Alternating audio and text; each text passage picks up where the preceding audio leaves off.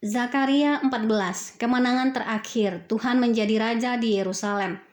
Sesungguhnya akan datang hari yang ditetapkan Tuhan, maka jarahan yang dirampas daripadamu akan dibagi-bagi di tengah-tengahmu. Aku akan mengumpulkan segala bangsa untuk memerangi Yerusalem, kota itu akan direbut. Rumah-rumah akan dirampoki dan perempuan-perempuan akan ditiduri.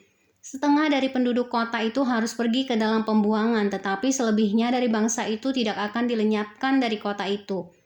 Kemudian Tuhan akan maju berperang melawan bangsa-bangsa itu seperti ia berperang pada hari pertempuran.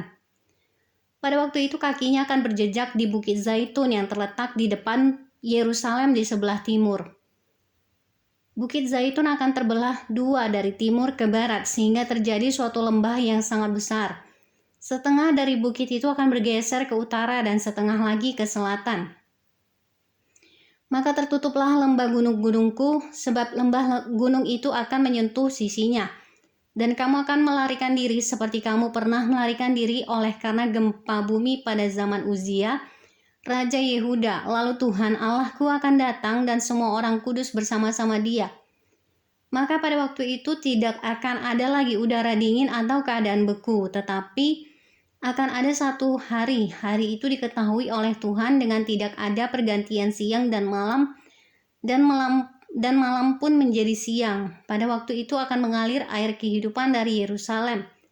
Setengahnya mengalir ke laut timur dan setengah lagi mengalir ke laut barat. Hal itu akan terus berlangsung dalam musim panas dan dalam musim dingin. Maka Tuhan akan menjadi raja atas seluruh bumi. Pada waktu itu Tuhan adalah satu-satunya dan namanya satu-satunya. Seluruh negeri ini akan berubah menjadi seperti Araba Yordan dari Geba sampai ke Rimon di sebelah selatan Yerusalem.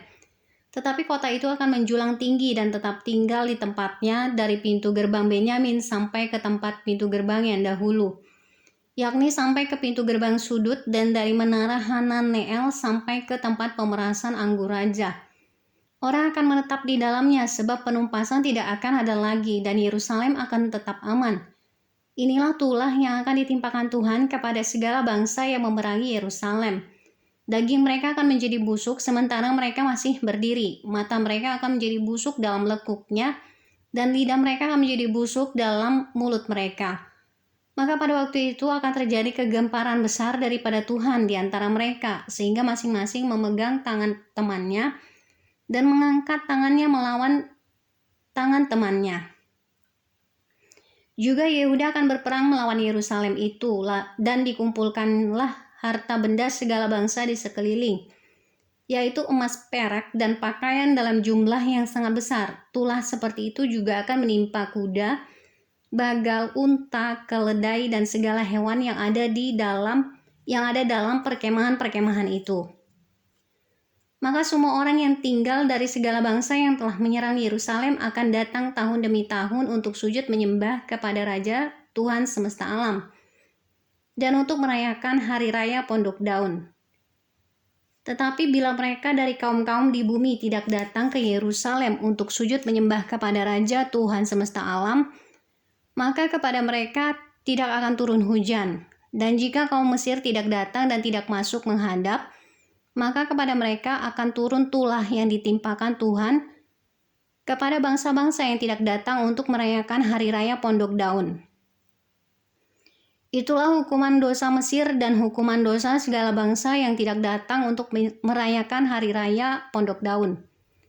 Pada waktu itu akan tertulis pada kerencingan-kerencingan kuda, kudus bagi Tuhan, dan kuali-kuali di rumah Tuhan akan seperti bokor-bokor penyiraman di depan mezbah. Maka segala kuali di Yerusalem dan di Yehuda akan menjadi kudus bagi Tuhan semesta alam. Semua orang yang mempersembahkan korban akan datang mengambilnya dan memasak di dalamnya. Dan tidak akan ada lagi pedagang di rumah Tuhan semesta alam pada waktu itu.